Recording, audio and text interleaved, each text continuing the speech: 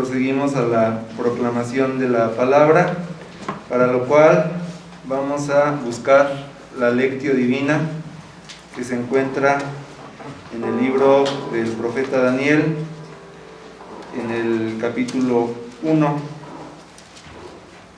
y vamos a dar lectura a todo este capítulo de manera alternada. Daniel 1, cuando lo encuentren, se ponen de pie.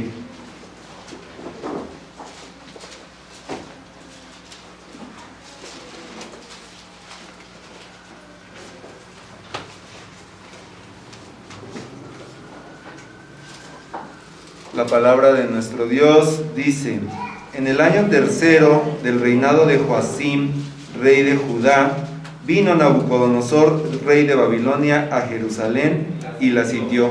Y el Señor entregó en sus manos a Joacim, rey de Judá, y parte de los utensilios de la casa de Dios, y los trajo a tierra de Sinar, a la casa de su Dios, y colocó los utensilios en la casa del tesoro de su Dios.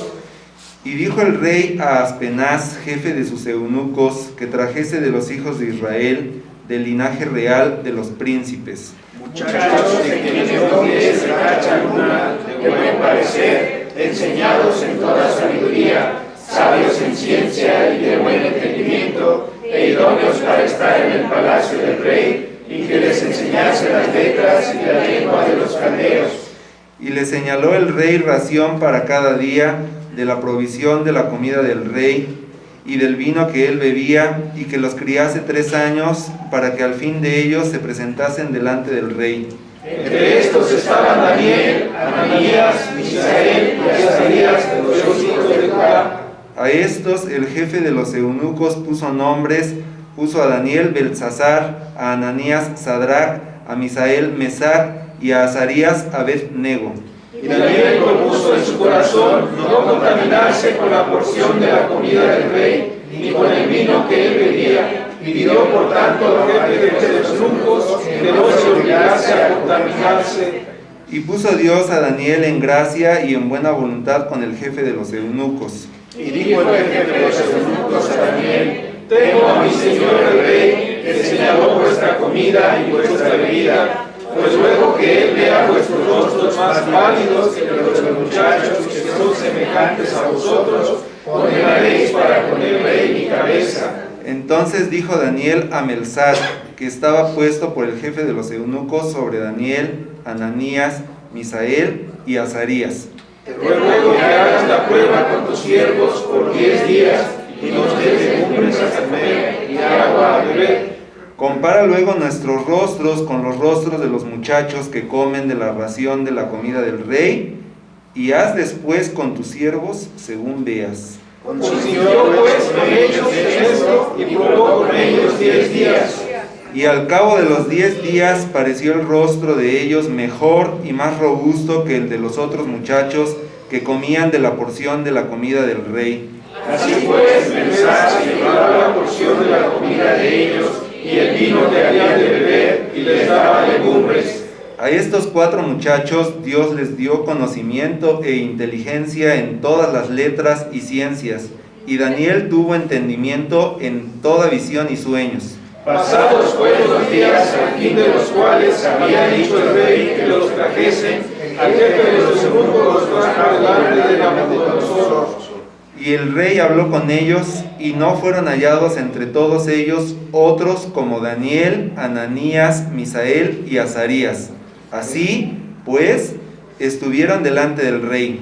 En todo asunto de sabiduría e inteligencia que el rey les consultó, los halló 10 veces mejores que todos los magos y astrólogos que había en todo su reino. Y continuó Daniel hasta el año primero del rey Ciro. Amén.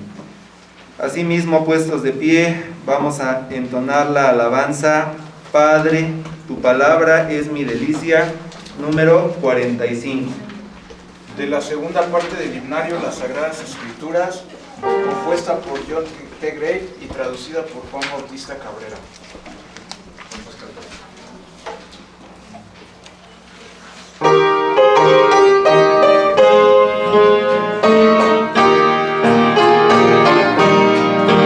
Padre, tú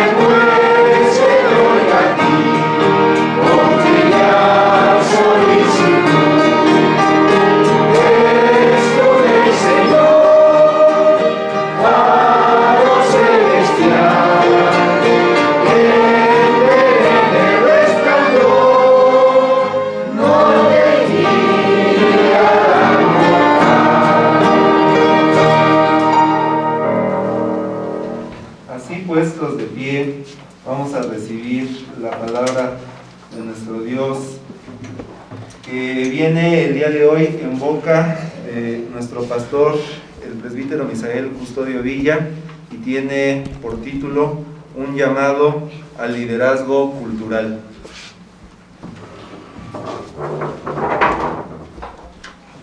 Les invito, hermanos, a abrir la escritura en el libro del profeta Jeremías. Vamos a leer en el capítulo 29, la porción de los primeros 14 versículos. Haremos la lectura de manera alternada también. Jeremías 29, versículos 1 al 14.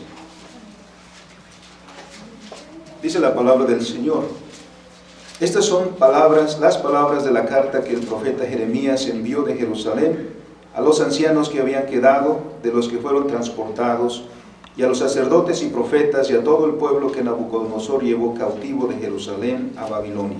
Después que salió el rey Econías, la reina del palacio, los príncipes de Judá y de Jerusalén, los artífices y los ingenieros de Jerusalén, por mano de Elasa, hijo de Safán, y de Gemarías, hijo de Hilcías, a quienes envió Sedequías, rey de Judá, a Babilonia, a Nabucodonosor, rey de Babilonia, decían: así ha dicho Jehová de los ejércitos, Dios de Israel, a todos los de la cautividad que hice transportar de Jerusalén a Babilonia: edificad casas y habitadlas, y plantad huertos y comed el fruto de ellos. Casaos e engendrad hijos e hijas, dad mujeres a vuestros hijos y dad maridos a vuestras hijas, para que tengan hijos e hijas, y multiplicaos ahí, y no os disminuyáis. Y procurad la paz de la ciudad a la cual os hice transportar, y rogad por ella a Jehová, porque en su paz tendréis vosotros paz.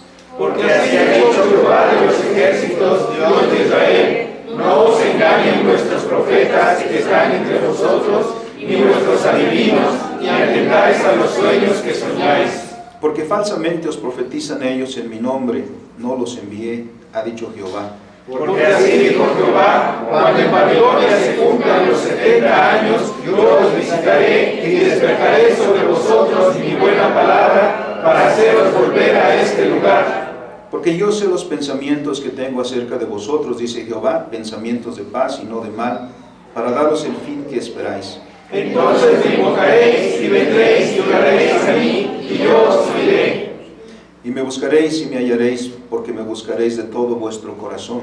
Y seré hallado por vosotros, dice Jehová, y haré volver a vuestra cautividad, y os reuniré de todas las naciones y de todos los lugares a donde os arrojé, dice Jehová, y os haré volver al lugar de donde os hice llevar. Amén. Bendito y soberano Señor, te alabamos por la palabra que nos das. Y ahora, Señor, te rogamos que tú obres en nuestro corazón, que tu Espíritu Santo, que inspiró esta palabra, también sea, Señor, el que hable el día de hoy a nuestros corazones, y esta palabra, Señor, sea fructífera en nuestras vidas. En el nombre de Cristo Jesús. Amén. Amén. Tomen sus lugares, hermanos.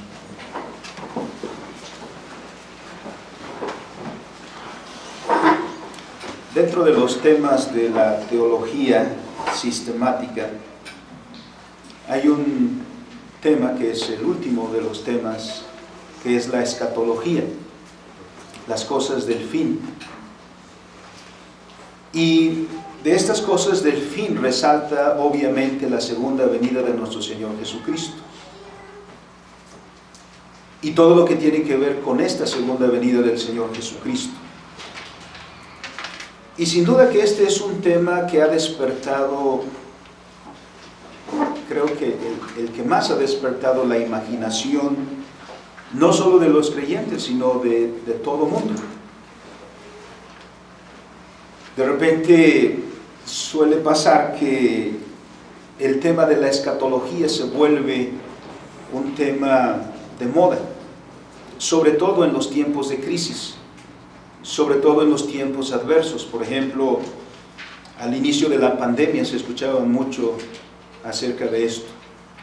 que si ya era el fin del mundo, que si esta plaga era uno de los 4 jinetes del Apocalipsis, que, bueno, una serie de cosas. Y para eso no faltan falsos profetas, evidentemente. Siempre hay quienes sacan provecho de toda esta situación.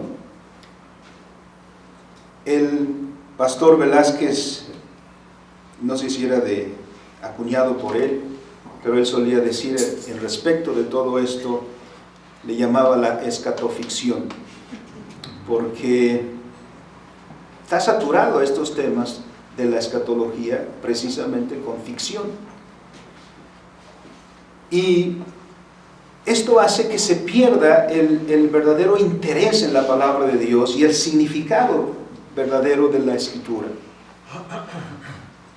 Nosotros, si bien por supuesto que esperamos la segunda venida y por supuesto que estudiamos respecto de los temas que la Escritura dice en respecto de la venida del Señor otra vez, por supuesto que es un tema que estudiamos. Pero también se han dado cuenta, hermanos, que los presbiterianos o los reformados no estamos obsesionados con ese tipo de temas. Y por una razón, porque el Señor Jesucristo dijo que acerca de la segunda venida del Señor nadie sabe el tiempo. No sabemos cuándo va a pasar eso. Así que intentar ponerle una fecha, intentar poner una agenda de todos los acontecimientos, cómo sucederá, nos puede llevar muy lejos. Estamos seguros que sucederá porque Dios lo ha prometido. Que el Señor Jesucristo vendrá otra vez, eso es seguro porque Él lo ha prometido. Vendrá cuando Él así lo tenga, o el Padre tenga, como lo dice el mismo Señor Jesucristo, como lo tiene en su sola potestad. Vendrá y sucederá todo lo que el Señor ha dicho que suceda. Pero lo más importante para nosotros es lo que tenemos que hacer en tanto que el Señor viene. Porque a veces estamos tan obsesionados con la escatoficción que olvidamos cumplir con nuestros deberes, con nuestras tareas que nos han sido encomendadas por Dios. Entre tanto que el Señor viene, que eso es seguro, nos ha encomendado a nosotros las labores del reino, las labores en las que debemos ocuparnos, porque cuando el Señor Jesucristo dijo en Mateo 28 lo que se conoce como la Gran Comisión, la Gran Comisión no es sino la rearticulación de la primera Gran Comisión, que es Génesis capítulo 2, versículo 15. Nos ha encargado a nosotros la administración del huerto, la administración de la obra de sus manos. Y ese es el tema, hermanos, que veremos hoy, que en tanto que el Señor viene, que el pueblo de Dios se ocupe en el desarrollo de la cultura y en el liderazgo cultural que el Señor tiene para los suyos. Que nuestro Señor Jesucristo viene, como hemos dicho, eso es cierto y es seguro. Y nosotros celebramos con gratitud, recordando su primera venida, pero también esperamos con mucho gozo su próximo regreso. Nosotros, como hijos de Dios, estamos llenos de gratitud, porque recordamos lo que dice Juan: de tal manera amó Dios al mundo que ha dado a su Hijo unigénito, para que todo aquel que en Él cree no se pierda, mas tenga vida eterna. Estamos llenos de esperanza, porque las palabras del Señor mismo fueron estas: y si me fuere y os prepararé lugar, vendré otra vez, y os tomaré a mí mismo, para que donde yo estoy, vosotros también estéis. ¿Cuándo será ese tiempo? ¿Cuándo se cumplirán estas palabras? No lo sabemos.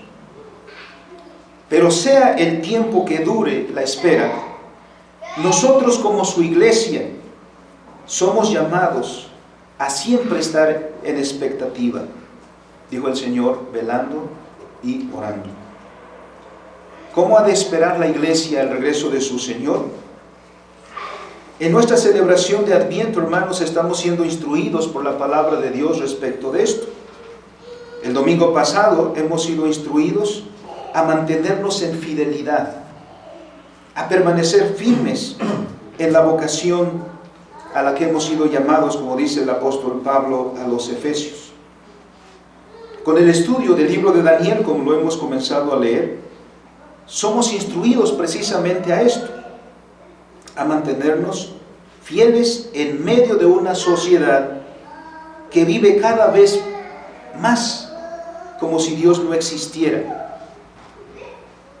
En este contexto, nosotros, el pueblo de Dios, somos llamados a mantenernos firmes como aquellos jóvenes deportados a Babilonia.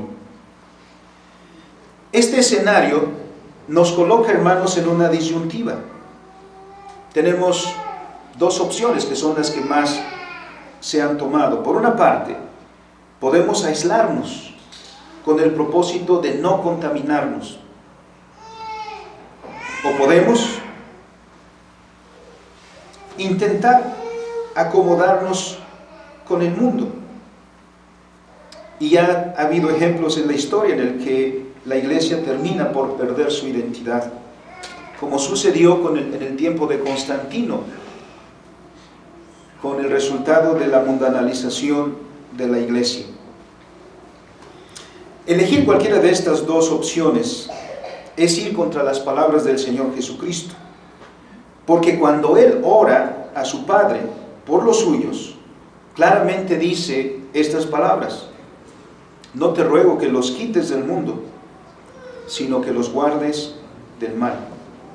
Y añadió: santifícalos en tu verdad, tu palabra es verdad. San Juan capítulo 17, versículos 15 y 17. Con ello también el Señor Jesucristo da una misión a su iglesia. Mateo capítulo 5, ser luz y sal de la tierra. Los cristianos no somos llamados a huir del mundo, no somos llamados a aislarnos de la sociedad, pero sí somos llamados a mantener firme nuestra identidad, y manteniendo firme nuestra identidad, llevar adelante el trabajo del reino de Dios. Daniel y sus compañeros tomaron una decisión firme, dice la Escritura, que propuso en su corazón no contaminarse. No se escondieron, no se aislaron, sino que todo lo contrario, testificaron. Incluso lo hicieron cara a cara delante del mismo rey Nabucodonosor. Ahí a él mismo le dijeron que no servirían sino al Dios Altísimo, que no se inclinarían ante sus dioses. Y Dios les tuvo en gracia. Y fueron incluso una gran influencia saludable en medio de una sociedad idólatra. La Navidad, a la cual nos estamos preparando, la Navidad es una celebración netamente cristiana. La razón de la Navidad es el nacimiento de nuestro Señor Jesucristo.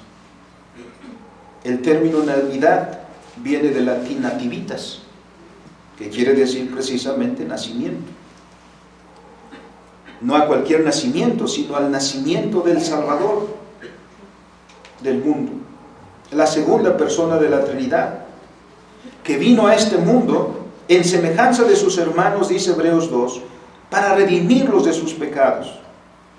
Las palabras de los ángeles a los pastores de Belén así lo dicen: os ha nacido hoy en la ciudad de David un Salvador, que es Cristo el Señor. Sin embargo, el mundo ha tomado esta fiesta cristiana, y le ha quitado el motivo principal. Ahora no es más que una fiesta para el deleite personal. Se ha tornado de una fiesta donde se revela la misericordia de Dios en una fiesta hedonista, donde el hombre solo tiene el propósito de agasajarse a sí mismo. Y en los programas de televisión, los motivos navideños. De niño recordaba que los mopeds Si alguien vio los mopeds, ¿no? Celebraban Navidad, pero nunca mencionaban al Señor Jesucristo. Y los programas de televisión ponen su arbolito y ponen adornos y nunca mencionan al Señor Jesucristo. Esa expresión cristiana en la que los cristianos nos decimos unos a otros feliz Navidad se ha convertido en una expresión ambigua, felices fiestas, que puedes decirlo en cualquier ocasión.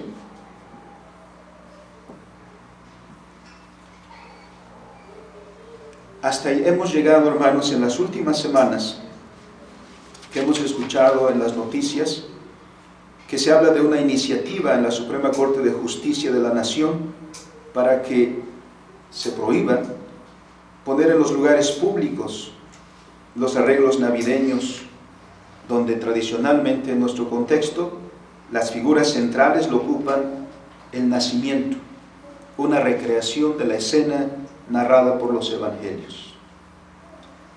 En todo este escenario, hermanos, y considerando lo que dice la Escritura, hacemos esta pregunta, como aquellos jóvenes, tomando las palabras de Daniel. En todo esto, amado hermano, ¿qué has propuesto en tu corazón? Dice la Escritura de Daniel, propuso en su corazón no contaminarse. En todo esto, hermano, ¿qué has propuesto en tu corazón? En este segundo domingo de Adviento, con la instrucción escritural, vemos que el motivo de la fidelidad que hemos visto el domingo pasado sigue el liderazgo cultural, porque esto es lo que significa ser luz y sal de la tierra. El Adviento, pues, nos llama sí a recordar al Señor Jesucristo y su venida y su regreso, pero también nos llama a nosotros a asumir nuestro liderazgo cultural. La espera del retorno de nuestro Señor no tiene y no significa en ninguna manera que nosotros debemos esperar pasivamente, es decir, solo sentados esperando a ver a qué horas el Señor llega, sino todo lo contrario. La espera, nuestra espera debe caracterizarse por estar involucrados en todas las tareas que el reino de Dios implica, para proclamar en todos los ámbitos de la vida que Dios es el Señor. Como vemos en el libro de Daniel, en diversas ocasiones, Daniel mismo se lo dijo a Nabucodonosor. En primer lugar, miremos lo respecto del mandato cultural.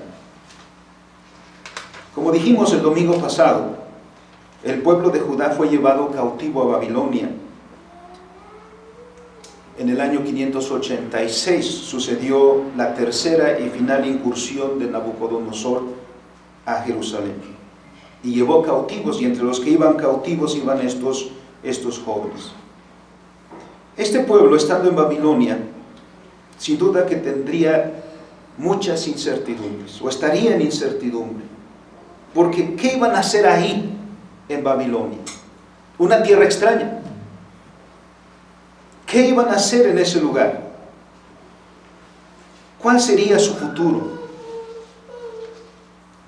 Quizá también se preguntarían cuándo regresarían, si es que había una esperanza de regreso, o cuándo sería ese regreso. ¿Sería pronto? Quizá a alguien se le ocurrió allí el decir, bueno, nuestros padres fueron a Egipto y duraron 400 años allá. ¿No será que también aquí pasaremos un largo tiempo? Ustedes saben, hermanos, que en esas circunstancias las preguntas surgen en nuestra cabeza y damos vueltas y vueltas. Pronto en ese escenario se hicieron escuchar voces de falsos profetas. Profetas que dieron falsas esperanzas a ese pueblo. En Jeremías 28, en primera instancia, se menciona a Ananías. Ananías, que contradice las palabras pronunciadas por Jeremías, dando falsas esperanzas al pueblo, porque él decía que en el lapso de 2 años Dios rompería el yugo de Nabucodonosor y los exiliados podrían regresar. Y regresarían junto con todos los utensilios que fueron sustraídos del templo de Jehová. Entre los cautivos, porque también había falsos profetas allá con los cautivos, se levantaron Acab, hijo de Colaías, y Sedequías, hijo de Masías, así como también Semaías de Genelam, que se atrevieron a presentar como palabra de Dios lo que no había dicho Jehová, porque Dios tampoco los había enviado. Pero todos tenían palabras optimistas para el pueblo. Decían, pronto hemos de regresar. Ananías decía, en un periodo de 2 años. Saben, hermanos, que con esta visión, con esta perspectiva positiva del pronto regreso, estaban diciendo que los pecados de Judá no eran tan graves, porque el castigo entonces no sería más que este periodo breve de 2 años, que parecería más bien como un jalón de orejas y rápido regresas a donde estabas. Contra esa visión optimista es que leemos la carta del profeta Jeremías en el capítulo 29 que hemos leído hace un momento. Esta carta que Jeremías envía a los cautivos. Estas palabras son palabras duras, sin duda. Muchos de los que han sido deportados no regresarán a casa, porque el tiempo que señala el profeta son 70 años.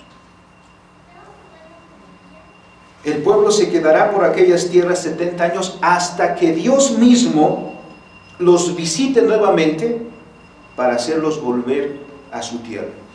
Dios se los llevó allá y Dios los va a regresar en un periodo de tiempo de 70 años. Por esta carta también se dan instrucciones positivas. ¿Qué dice Dios al pueblo, a su pueblo? Ese pueblo que ha de estar 70 años en la cautividad. La carta dice cuáles son las ocupaciones en las que se debe concentrar el pueblo de Dios, porque es un pueblo.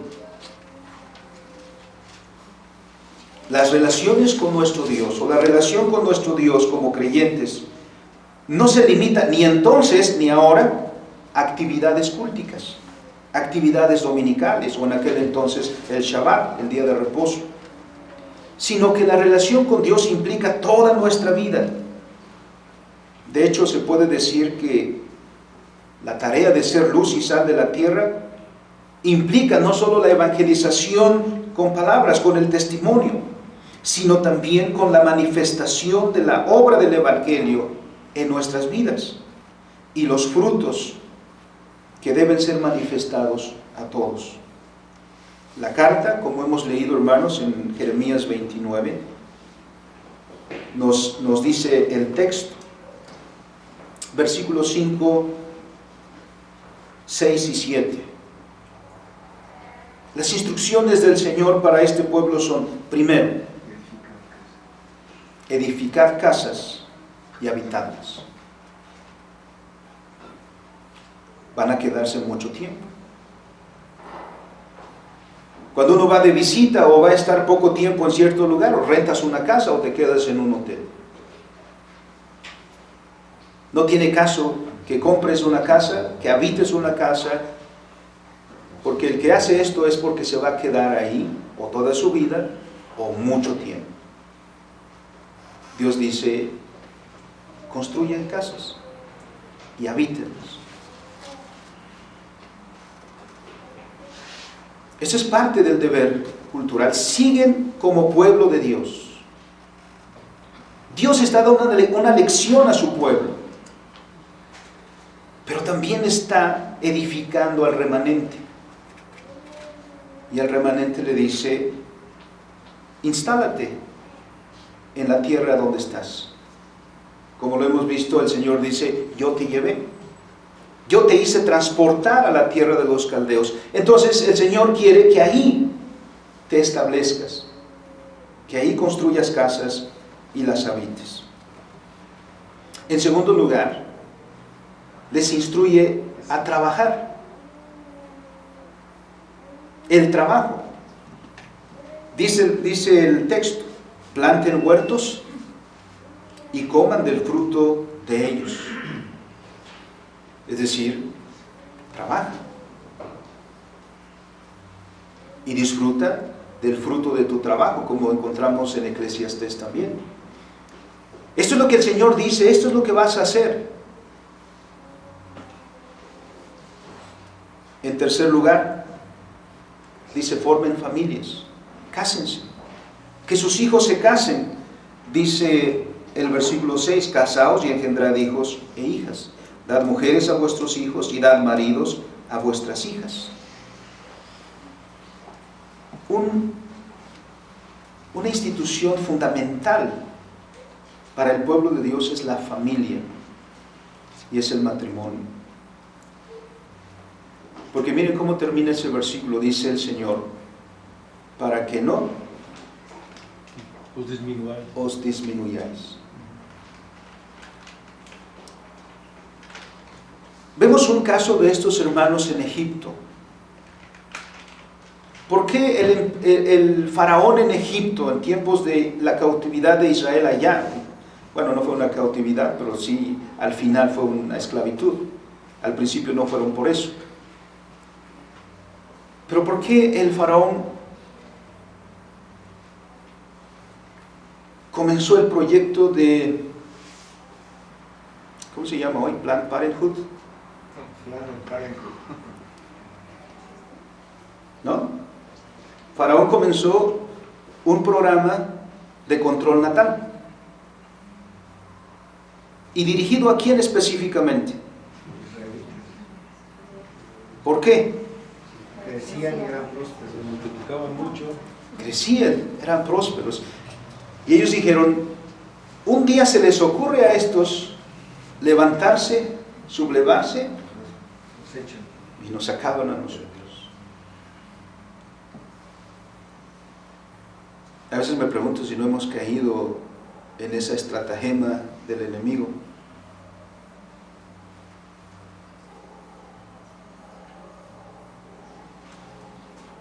Y nos estamos disminuyendo. Que a veces parecemos China sin tener una ley como en China del hijo único.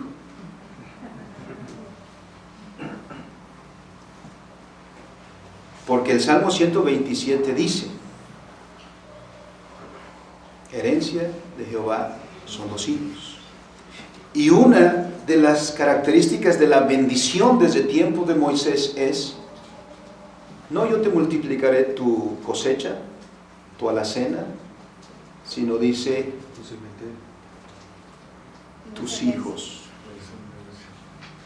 Y el Salmo dice: llenará su aljaba de ellos. Dice el Señor: no te disminuyáis, cásense, hagan matrimonios, tengan hijos. Esa es señal de la bendición de Jehová. Una vez le decía a un hermano, porque ella tenía una hija y una hija ya grande: hermano, tu hija necesita una hermanita, un hermanito. Y me respondía, casi sacaba un lápiz y hacía una serie de cuentas ahí, casi salía pañales, leche, comida, casi, y decía: no se puede.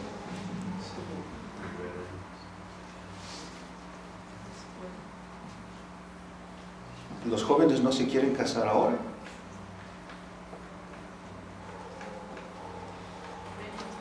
Los jóvenes ahora ven a los hijos como un estorbo. ¿Quién le ha enseñado eso? Que los hijos vienen a quitarte la felicidad, que vienen a quitarte el tiempo. ¿Quién te ha enseñado eso? El Señor dice: este es fundamental en la vida del pueblo de Dios. Finalmente, También dice el versículo 7, ustedes cristianos, procuren la paz de la ciudad, porque en la medida que la ciudad tenga paz, ustedes también tendrán paz. El Señor no nos lleva y nos aísla. El Señor dice, tú tienes deberes con esa ciudad. Evidentemente la vida del pueblo de Dios se iba a desarrollar en eso. Así que en esta visión rápida, hermanos, el llamado es que en fidelidad ese pueblo desarrolle un estilo de vida propio, que no copien los hábitos y las costumbres de la cultura en la cual se encuentran, de la sociedad en la cual se encuentran, a la sociedad a la cual han sido transportados, sino que aún ahí desarrollen una cultura propia. El próximo regreso del Rey de Reyes y Señor de Señores no cancela en absoluto nuestra responsabilidad de mayordomía, nuestra responsabilidad cultural, aún en el contexto en el cual vivimos, rodeados por una sociedad que no teme a Dios. Es en este contexto que somos llamados a esperar firmemente el regreso de nuestro Señor, pero en esa firmeza, estando ocupados en las actividades del reino de Dios, o como dice la frase, ora et labora, que se atribuye esta frase a San Benito,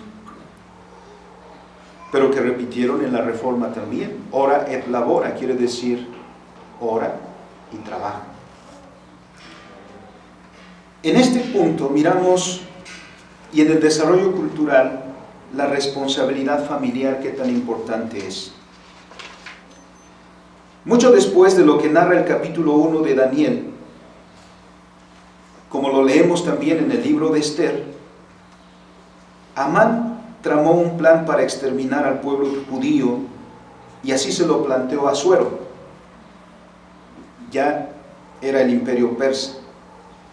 Dijo esto: hay un pueblo esparcido, son palabras de Amán, hay un pueblo esparcido y distribuido entre todos los pueblos en todas las provincias de tu reino, y sus leyes son diferentes de las de todo el pueblo, y no guardan las leyes del rey, y al rey en nada le beneficia en dejarlos vivir. Un Hitler del pasado. Exterminar a los judíos, porque son diferentes.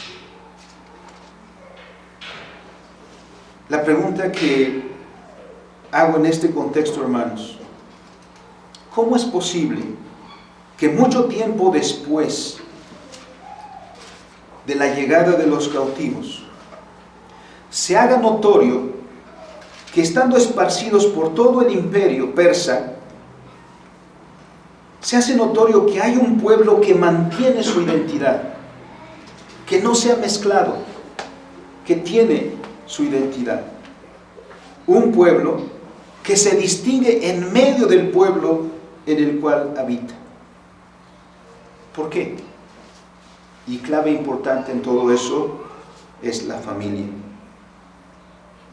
En la carta que Jeremías envió a los cautivos, como hemos leído, claramente decía que los judíos deberían formar matrimonios, y los matrimonios familias, porque esta es la clave de supervivencia del pueblo. Dice el Señor, para que no os disminuyáis. La familia es importante para la formación de las personas. Todos nosotros, amados hermanos, la primera educación que recibimos, ¿dónde fue? ¿Y de quiénes? Fue en la casa y de nuestros padres.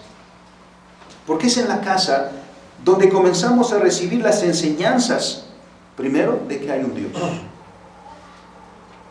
Ahí en la casa aprendemos cómo invocar a ese Dios.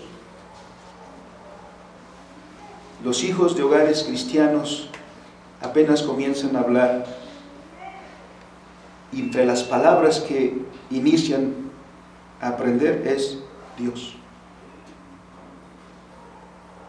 es ahí en la casa donde aprendemos que el alimento que tomamos, que el vestido que tenemos, que el techo que nos abriga, viene de Dios. Es en casa donde recibimos lo que llamamos una cosmovisión. Ahí comenzamos a ver nuestra vida en el contexto de nuestra fe. Ahí aprendemos cuál es la voluntad de Dios. Ahí aprendemos lo que Dios pide de nosotros. Ahí en la familia, en el seno del hogar, es donde aprendemos quiénes somos. Ahí se nos enseña a conocer a Dios como nuestro Creador, pero también a verlo como nuestro Salvador. Porque padres piadosos educan hijos piadosos. Ya hemos considerado el domingo pasado la importancia de los nombres de aquellos jóvenes. No eran puestos al azar los nombres. No eran puestos por el más famoso, por el que estaba de moda. Eran nombres escogidos con toda conciencia. Porque eran nombres que manifestaban la fe de los padres. Y colocaban a los hijos precisamente también con esa idea de pertenencia. Desde niños, los israelitas y los judíos sabían quiénes eran, cuál era su pueblo, dónde pertenecían, por qué se distinguían de los demás. Porque la cultura de un pueblo se transmite de generación en generación y en ello la familia ocupa un papel esencial. Aún en las circunstancias adversas en las que se encontraba el pueblo de Dios, la familia judía piadosa jugó un papel importante para mantener la identidad del pueblo de Dios. Como adelante vemos a Esther y su tío. ¿Se acuerdan? Mardoqueo. Moisés había dicho al pueblo de Dios, y esta era la norma y sigue siendo la norma para el pueblo de Dios. Deuteronomio capítulo 6, versículos 6 al 9. Y amarás a Jehová tu Dios de todo tu corazón y de toda tu alma y con todas tus fuerzas. Y estas palabras que yo te mando hoy estarán sobre tu corazón y las repetirás a tus hijos. Y hablarás de ellas estando en tu casa y andando por el camino y al acostarte y cuando te levantes. Y las atarás como una señal en tu mano y estarán como frontales entre tus ojos y las escribirás en los postes de tu casa y en tus puertas. ¿A quién se lo está diciendo el Señor?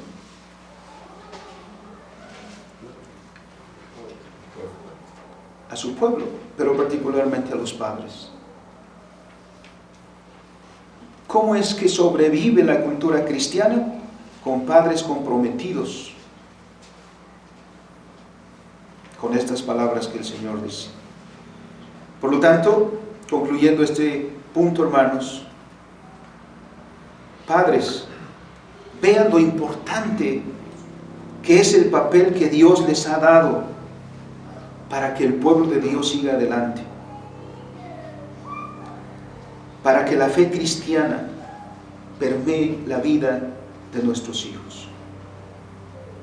De no hacer esto, debemos pedir perdón a Dios.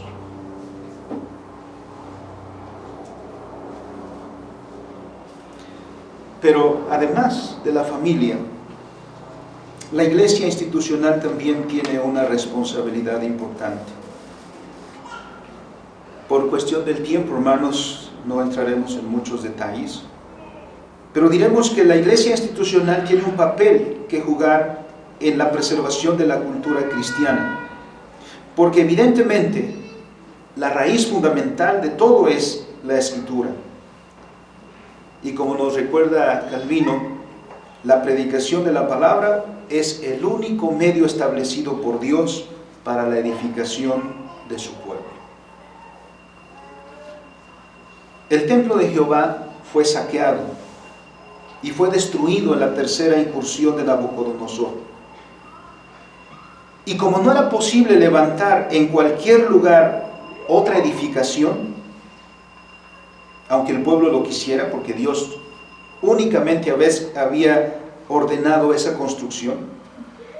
Ni siquiera tampoco se podía ofrecer ningún sacrificio, sino aquellos que Jehová había establecido, por quienes Jehová había ordenado, y en el lugar que también Dios había señalado. Así que en el exilio hay una desventaja. ¿A dónde van a adorar los hijos del pacto? No hay templo, no hay ministración de los sacerdotes.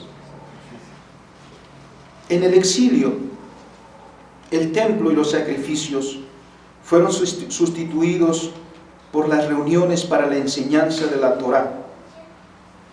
Aunque no podemos colocar una fecha específica para el surgimiento de la sinagoga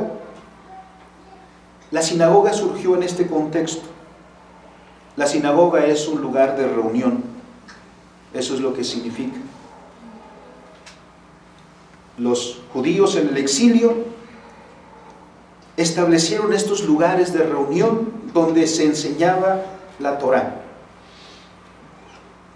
Ya vemos cuál fue la utilidad de la sinagoga. Siendo un centro de reunión para la lectura de la ley de Dios, ocupó un lugar importante para mantener viva la identidad judía, la identidad del pueblo de Dios como pueblo del pacto. Porque la sinagoga también, además de la reunión para la lectura de la ley, también servía para la enseñanza. Una escuela también aquí. La sinagoga jugó un papel muy importante para mantener unidos a los judíos de la diáspora, pues se convirtió en el eje de la comunidad judía.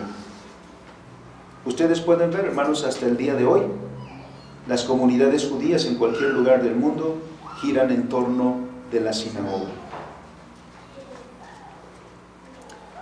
De hecho, la iglesia cristiana, desde los tiempos apostólicos, siguió en mucho, hermanos, el modelo de la sinagoga. ¿Dónde se reunían los primeros cristianos? Las casas eran los centros de reunión. A veces había espacios más grandes. La iglesia siguió ese modelo. Al igual que la sinagoga, en la iglesia cristiana, el culto y la iglesia institucional ocupa un lugar central en nuestras vidas. Sirve también como punto de unidad para los creyentes. ¿Ven? Lo importante, hermanos, es que es la iglesia institucional. Ocupa un lugar central en nuestras vidas. Por lo tanto, preguntaría también, hermano, ¿qué tan importante es para ti la iglesia institucional? El estar con los hermanos, el escuchar la palabra, el cantar cánticos, el dar testimonio público de tu fe. Si respondes que es muy importante, entonces pregunto, ¿por qué la descuidamos tanto? ¿Alguien tiene cargo de conciencia por no venir el domingo a la iglesia?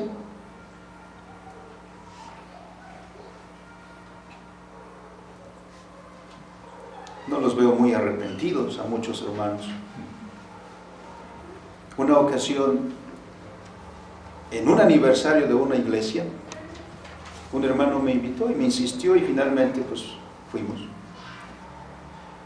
En todo aniversario es una fiesta, es una celebración, todo muy alegre, después del culto la comida, en la comida la conversación y a veces se alarga el cafecito y todo eso, ¿no? A mí me extrañó que todas las cosas fueran muy rápido. El culto rápido, la comida rápido, comenzaron a levantar muchos. Entre ellos lo que más me llamó la atención fue que eran los oficiales, los ancianos gobernantes y los diáconos. De repente se fueron y comenzaron a cambiarse, se pusieron las playeras de las Chivas, otros del América, y dijeron, el culto de la tarde se suspende. ¿Por qué? Porque de ahí se iban al Estadio Azteca a ver el clásico. si podemos suspender la actividad del día de reposo porque tenemos un interés personal más importante, ¿qué le estás diciendo a tus hijos? ¿Y qué estás diciendo a los demás?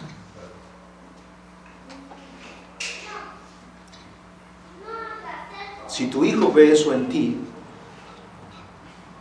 en cuanto tu hijo tenga la capacidad de decidir si viene o no a la iglesia, vas a tener la respuesta. ¿Y qué le vas a decir si lo vio en ti? Faltamos cuando queremos. El día del Señor podemos usarlo para muchas otras cosas, para irnos de shopping, para aprovechar el Buen Fin. ¿Y qué de ser instruidos en la ley de Dios? La escuela dominical es un testimonio de eso. ¿Cuánto nos interesa aprender, conocer?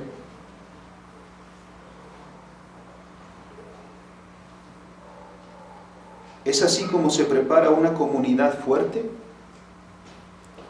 ¿Es así como se prepara una comunidad que expresa una cultura que es luz en la ciudad donde vive?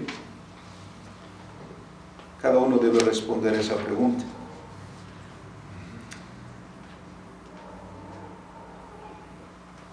El siguiente punto, además de la familia, la iglesia institucional, también en el liderazgo cultural, es la respuesta y desarrollo vocacional del creyente. Volvemos a Daniel, capítulo 1. Aquellos jóvenes judíos que fueron seleccionados por Aspenaz para ser instruidos en todas las letras y la lengua de los caldeos, al final de los estudios asignados, ¿cuánto duró el curso? 3 años. Al final de esos 3 años los examinaron. ¿Cuál fue la calificación? 10 más. De hecho, se destacaron al punto de llegar a ser puestos en el liderazgo en el gobierno de Nabucodonosor. Los habían preparado para servir en el palacio. Llegaron a ser funcionarios en el gobierno. Y en todo sirvieron con integridad y virtud. Incluso el profeta Ezequiel así lo reconoce en el capítulo 14 y versículo 14 y versículos que siguen, donde el profeta Ezequiel pone a la par a Noé, a Job y a Daniel. Eso significa el testimonio de Daniel en aquel contexto. Pero la pregunta es, ¿cómo llegaron a ese liderazgo? ¿Cómo llegaron a este desarrollo? Las Escrituras dicen, a estos 4 muchachos, Dios les dio conocimiento e inteligencia en todas las letras y ciencias. En todo asunto de sabiduría e inteligencia que el rey les consultó, los halló 10 veces mejores que todos los magos y astrólogos que habían en todo el reino. Versículos 17 y 20. Estos jóvenes mágicamente llegaron ahí.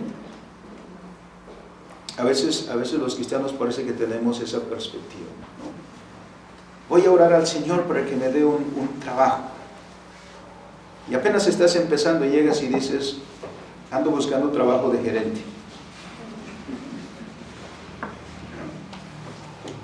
Bueno, porque eres hijo de Dios y entonces Dios te va a abrir las puertas.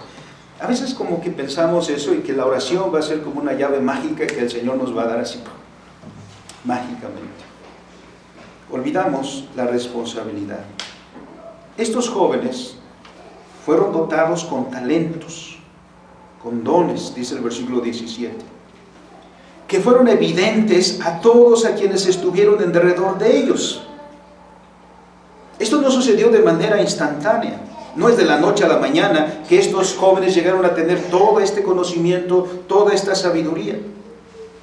Más bien debemos entender, dice Calvino, que Dios los preparó a través de un largo intervalo de tiempo durante el cual los adornó con mucho favor, haciéndolos visibles en todo el palacio real de tal manera que los cortesanos deberían tener tal opinión sobre estos jóvenes y debieron expresar su sincera reverencia por ellos, como el mismo rey también lo reconoció. A pesar suyo, el rey tuvo que reconocer que estos judíos eran mejores que los suyos propios. A ver, jóvenes, Dios les dio talentos a ustedes, como a estos jóvenes.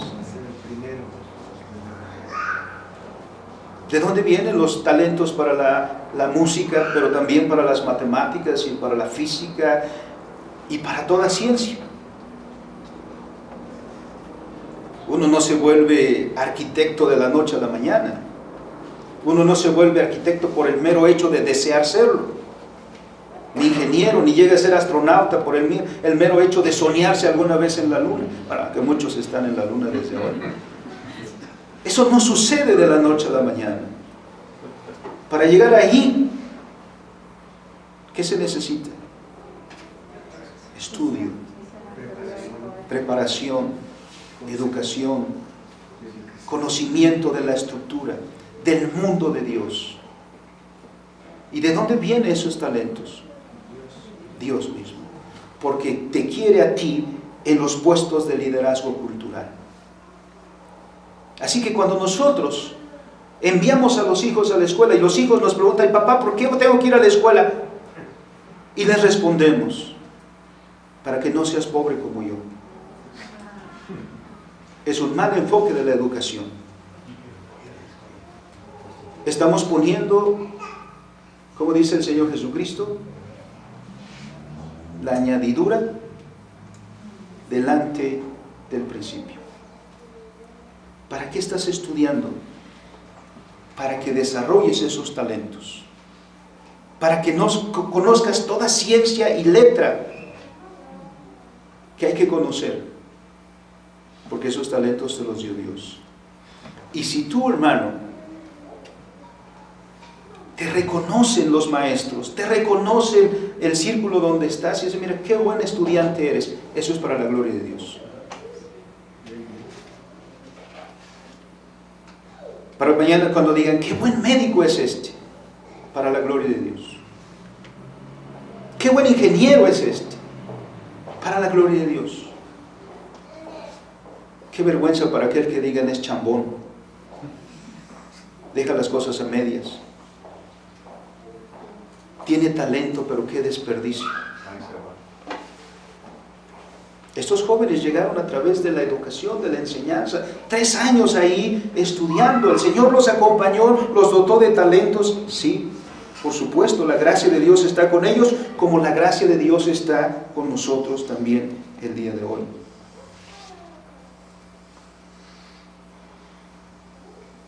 Seguramente todos en derredor se preguntaban, ¿cómo es que esos jóvenes judíos, a los que incluso menospreciaban, cómo es que esos jóvenes judíos podían superar de tal manera a los caldeos?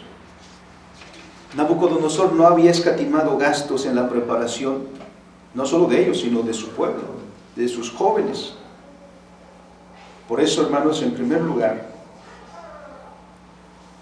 los líderes culturales necesitan conocimiento del mundo de Dios.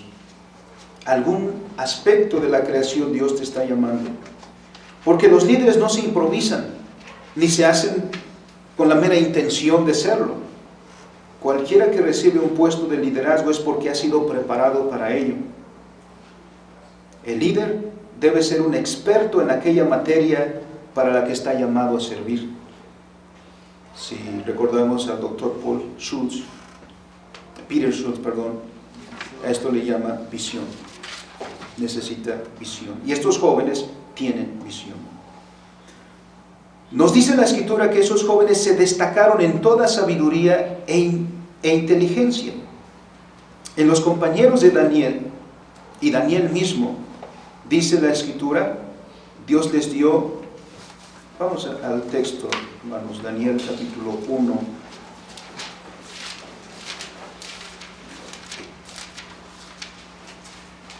Versículo 17.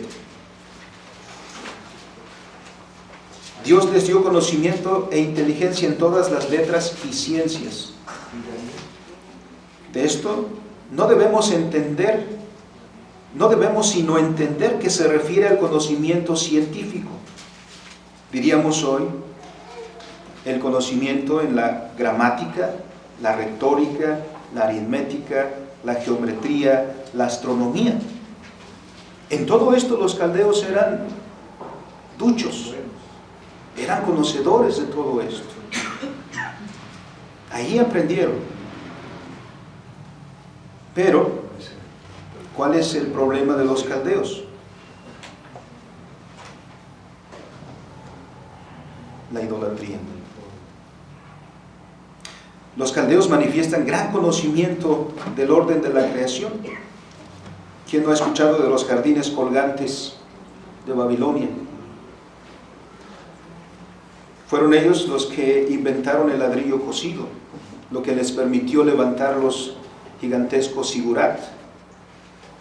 Fueron ellos los que inventaron el azulejo. Hasta el día de hoy, ahí en Inglaterra está en el museo la gran puerta azul.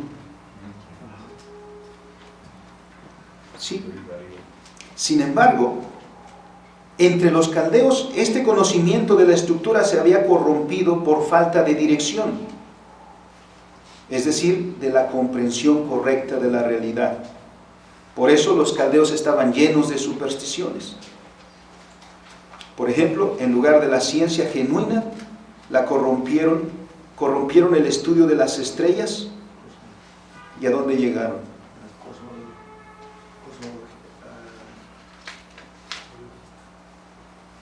El zodiaco. En lugar del correcto estudio de la astronomía, se desviaron a la astrología. Los jóvenes, sin embargo, del pueblo de Dios fueron educados de tal manera que no fueron contaminados con esas mezclas y corrupciones. Los jóvenes de nuestra comunidad deben ser preparados y se están preparando en toda ciencia. Por eso siempre nos es muy grato, hermanos, que nuestros niños van avanzando en sus estudios, que ya terminaron la primaria, gloria a Dios, que van a la secundaria, gloria a Dios, que van en la prepa, que ya están terminando la carrera, gloria a Dios.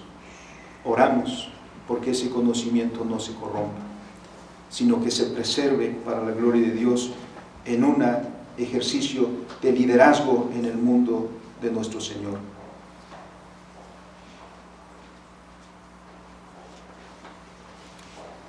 Estos jóvenes, dice el versículo 7, les fue dado conocimiento, pero también inteligencia. Estos no son términos sinónimos.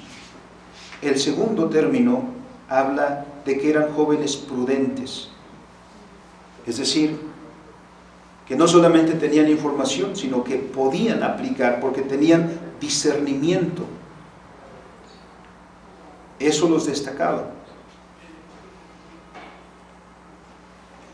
Y allí también, de los 4 jóvenes se destaca Daniel, de quien se dice que tuvo entendimiento en toda visión y sueños. Al respecto, Calvino dice, esta frase de la Escritura tiene el sentido de que Daniel estaba investido con el espíritu profético. Y esto que no es otra cosa sino dirección, porque la cultura necesita dirección, la dirección correcta. Y como se ve en los capítulos siguientes, Daniel fue una luz que orientó la dirección cultural junto con sus amigos. ¿Por qué? Porque a través de Daniel Dios habló a esa cultura también. Al mismo Nabucodonosor incluso le hizo saber, como leeremos en el capítulo siguiente, que Nabucodonosor había llegado a ser el rey que era, sí. Pero algo que Nabucodonosor no sabía, Daniel se lo dijo. Tú, oh rey, eres rey de reyes, sí, pero porque el rey del cielo el Dios del cielo te ha dado poder y señorío. Nabucodonosor tuvo que reconocer que no hay Dios como Jehová, pero esto no lo habría sabido por la estructura. ¿Por qué lo supo? Por la dirección profética de Daniel. La estructura revela algo de la voluntad de Dios, pero no toda. Hace falta la dirección y esta es provista por medio de la palabra profética, como nos es narrada en los siguientes capítulos. Y el mismo Nabucodonosor solo puede entender lo que está pasando o lo que pasará por la palabra de Dios, la palabra profética. Y solo menciono el tercero. Estos jóvenes que conocían la estructura, que conocían la dirección, actuaban siempre en sujeción a la autoridad de Dios. Vivían bajo el principio Soli Deo Gloria, porque era el Señor de todo. Ellos no vivían una parte de su vida secular, otra parte de su vida religiosa. Ellos vivían una vida íntegra para la gloria de Dios. Concluyendo, hermanos, esperamos la segunda venida de nuestro Señor. ¿Mas cuándo? Dice el himnólogo, yo no lo sé. Lo único que sé y anhelo es esperar su venida. Siempre, dice el himnólogo también, ferviente y fiel. Pero eso no significa en la pasividad, sino en el compromiso cultural que ha venido de nuestro Señor, para que el Señor nos encuentre así. No seamos como aquel que recibió un talento y temeroso de que lo perdiera, lo enterró. Y así esperó a su Señor, así esperó a que llegara. Y cuando llegó su Señor y el Señor llamó a sus siervos a cuentas, le dijo, Señor, aquí no. Hasta a lo mejor estaba con un paliacatito ahí, lo abrió y dijo, Señor, aquí está, este es el mismo que me diste, aquí está, es tuyo. Esperaba recibir una felicitación y recibió una reprimenda. Porque los siervos que Dios quiere es como aquellos que recibieron 5 talentos y le trajeron 10. O recibieron 2 talentos y le trajeron 4. ¿Cuáles son los talentos que tú tienes? Que Dios te dio. ¿Y cuáles son los talentos que le vas a regresar al Señor? Esperemos al Señor con paciencia. Pero tenemos mucho trabajo que hacer. El trabajo del reino de Dios. ¿Qué se proponía Nabucodonosor? No se proponía otra cosa sino extinguir el recuerdo de Dios entre los creyentes, porque deseaba tener alrededor, dice Calvino, alrededor suyo judíos de familia noble que se opusieran a la misma religión en la que nacieron. Terrible, ¿no? No, a veces sucede con nosotros eso. Nuestros hijos están en contra de la fe en la que crecieron. Pero bendito sea Dios que frustró el plan de ese tirano y cuidó a los suyos e hizo su nombre más ilustre en las tierras extrañas. Hermanos, ¿no hará también el Señor con nosotros su nombre más ilustre en medio de la sociedad en la que vivimos? Solo si somos fieles. Así que, hermanos, entonces, no hay mejor manera de seguir de esperar al Señor que seguir en el cumplimiento de nuestras labores, ejerciendo nuestra mayordomía, pero al estilo cristiano, al estilo escritural. Dios nos ha dado talentos, nos ha dado responsabilidades. Hermanos, el Señor viene. Amén. Bendito y soberano Señor, te damos gracias.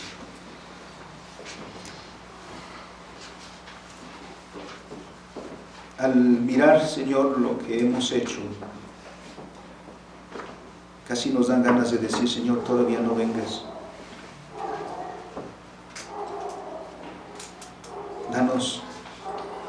Danos tiempo, Señor, para hacer las cosas bien, para hacer las cosas que tú esperas de nosotros. Perdónanos, Señor, si hemos tenido nuestra vista hacia tu regreso, pero hemos tenido una actitud pasiva. Danos entendimiento, Padre, para ocupar nuestro tiempo o el tiempo que resta en las labores de tu reino. Bendice a tu pueblo, Señor, bendice a los jóvenes, dale ciencia e inteligencia para que, Señor, tengan los liderazgos para gloria de tu nombre, de la cultura. Y tu pueblo, siendo un pueblo con propias leyes, con costumbres propias, dando testimonio, Señor, de que tú eres Rey de toda la vida. Señor Jesucristo, te esperamos. Que cuando vengas, Señor, nos halles fieles. Oramos con todo nuestro corazón, Señor. Amén. Amén.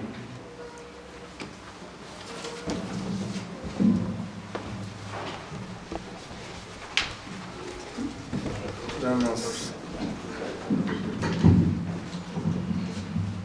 gracias a Dios por su palabra y pues esperamos que sea una petición cotidiana y una diligencia muy alegre, el que no solamente escuchemos, sino que nos pongamos a la obra. Vamos a entonar la alabanza O Aldehuela de Belén, número 51. De la tercera parte del himnario, Jesucristo, su nacimiento, compuesto por Louis Redner, letra por Philip Cruz y traducción por Tomás M. Weston.